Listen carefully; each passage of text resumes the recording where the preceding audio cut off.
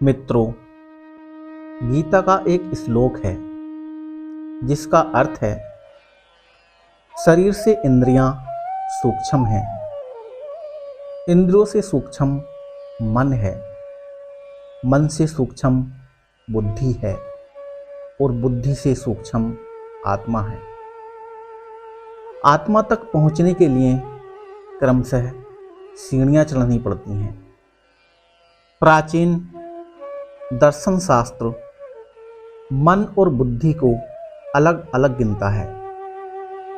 आधुनिक दर्शन शास्त्र मन को ही सर्वोच्च श्रेणी की बुद्धि मानता है। इस बहस में आपको कोई खास दिलचस्पी लेने की जरूरत नहीं है। दोनों का मतभेद इतना बारीक है कि मोटी निगाह से वह कुछ भी प्रतीत नहीं होता। दोनों ही मन तथा बुद्धि को मानते हैं। दोनों स्थूल मन से बुद्धि को सूक्ष्म मानते हैं। मैं आपकी सुविधा के लिए बुद्धि को ही मन की ही उन्नत कोटि में गिन लेता हूँ और आगे के अभ्यास करते हैं। भौतिक आवरणों का अनुभव जितनी आसानी से हो जाता है, उतना सूक्ष्म शरीर में से अपने वास्तविक अहम को अलग कर सकना आसान नहीं है। इसके लिए कुछ अधिक योग्यता और ऊंची चेतना होनी चाहिए। भौतिक पदार्थों से पृथकता का अनुभव हो जाने पर भी अहम के साथ लिपटा हुआ सूक्ष्म शरीर गड़बड़ में डाल देता है। कई लोग मन को ही आत्मा समझने लगते हैं।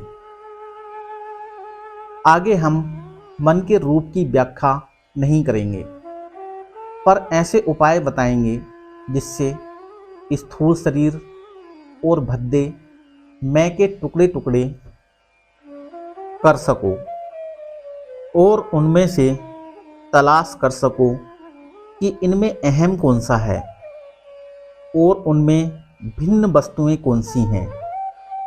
इस विश्लेषण को तुम मन के द्वारा कर सकते हो और इसे इसके लिए मजबूर कर सकते हो कि प्रश्नों का सही उत्तर दे। शरीर और आत्मा के बीच की चेतना मन है। साधकों की सुविधा के लिए मन को 3 भागों में बांटा जाता है। मन के पहले भाग का नाम है प्रवृत्त मानस।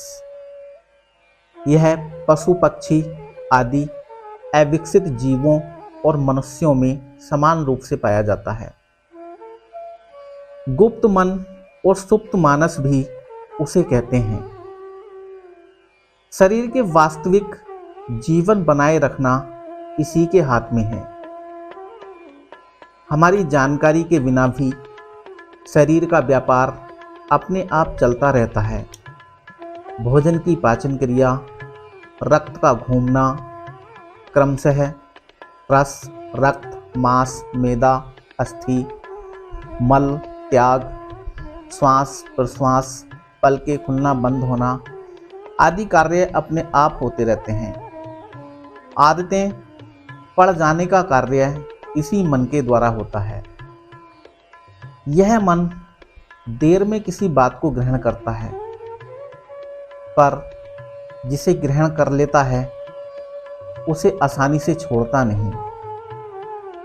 हमारे पूर्वजों के अनुभव और हमारे वे अनुभव जो पाशविक जीवन से उठकर इस अवस्था में आने तक प्राप्त हुए हैं, इसी मन में जमा हैं। मनुष्य एक अल्प बुद्धि साधारण प्राणी था। उस समय की ईर्ष्या, द्वेष, युद्ध प्रवृत्ति, स्वार्थ, चिंता आदि साधारण वृत्तियां इसी के एक कोने में पड़ी रहती हैं। पिछले अनेक जन्मों के नीच स्वभाव, जिन्हें प्रबल प्रयत्नों के द्वारा काटा नहीं गया है, इसी विभाग में इकट्ठे रहते हैं। यह एक अद्भुत अजायब घर है जिसमें सभी तरह की चीज़ें जमा हैं। कुछ अच्छी और बहुमूल्य हैं तो कुछ सड़ी गली, भद्दी तथा भयानक भी हैं। जंगली मनुष्यों, पशुओं तथा दुष्टों में जो लाभ, हिंसा, क्रूरता, आवेश, अधीरता आदि वृत्तियाँ होती हैं, वह भी सूक्ष्म रूपों में इसी में जमा है। यह बात दूसरी है कि कहीं उच्च मन द्वारा पूरी तरह से वे वश में रखी जाती हैं तो कहीं कम। राजस और तामसी लालसाएं इसी मन से संबंध रखती हैं। इंद्रियों के भोग, घमंड, क्रोध, भूख, प्यास, मैथुन इच्छा, निद्रा आदि प्रवृत्त मानस के रूप हैं। प्रवृत्त मन से ऊपर दूसरा मन है जिसे प्रबुद्ध मानस कहना चाहिए। इस वीडियो को देखते समय आप उसी मन का उपयोग कर रहे हो। इसका काम सोचना, विचारना, विवेचना करना, तुलना करना, कल्पना, तर्क तथा निर्णय आदि करना है। हाजिर जवाबी, बुद्धिमत्ता, चतुरता, अनुभव, स्थिति का परीक्षण, यह सब प्रबुद्ध मन के द्वारा होते हैं।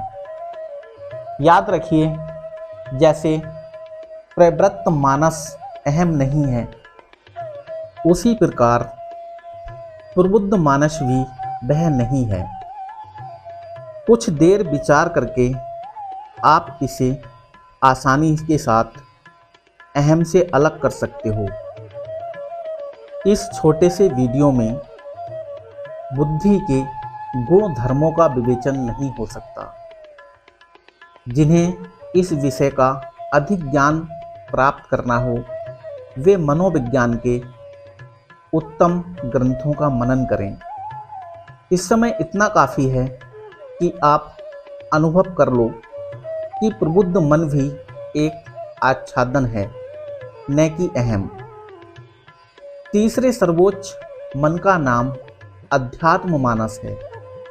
इसका विकास अधिकांश लोगों में नहीं हुआ होता। मेरा विचार है कि आप में यह कुछ विकसित होने लगा है, क्योंकि आप इस वीडियो को मन लगाकर देख रहे हो और इसमें वर्णित विषय की ओर आकर्षित हो रहे हो। मन के इस विभाग को हम लोग उच्चतम विभाग मानते हैं और आध्यात्मिकता, आत्म प्रेरणा, ईश्वरीय संदेश, प्रतिभा आदि के नाम से जानते हैं। उच्च भावनाएं मन के इसी भाग में उत्पन्न होकर चेतना में गति करती हैं। प्रेम, सहानुभूति, दया, करुणा, न्याय, निष्ठा, उदारता, धर्म प्रवृत्ति, सत्य, पवित्रता, आत्मीयता आदि सब भावनाएं इसी मन से आती हैं। ईश्वरीय भक्ति इसी मन में उदय होती है। गूढ़ तत्वों का रहस्य इसी के द्वारा जाना जाता है। इस वीडियो में जिस विशुद्ध अहम की अनुभूति के शिक्षण का हम प्रयत्न कर रहे हैं, वह इसी अध्यात्म मानस के चेतना क्षेत्र से प्राप्त हो सकेगी। परंतु भूलिए मत, मन का यह सर्वोच्च भाग भी केवल उपकरण ही है, अहम यह भी नहीं है। आपको यह भ्रम नहीं करना चाहिए कि हम किसी मन की निंदा और किसी की प्रशंसा कर रहे हैं तथा भार या बाधक सिद्ध करते हैं। बात ऐसी नहीं है। सब सोचते तो यह है कि मन की सहायता से ही आप अपनी वास्तविक सत्ता और आत्मज्ञान के निकट पहुँचे हो और आगे भी बहुत दूर तक उसकी सहायता से अपना मानसिक विकास कर सकोगे।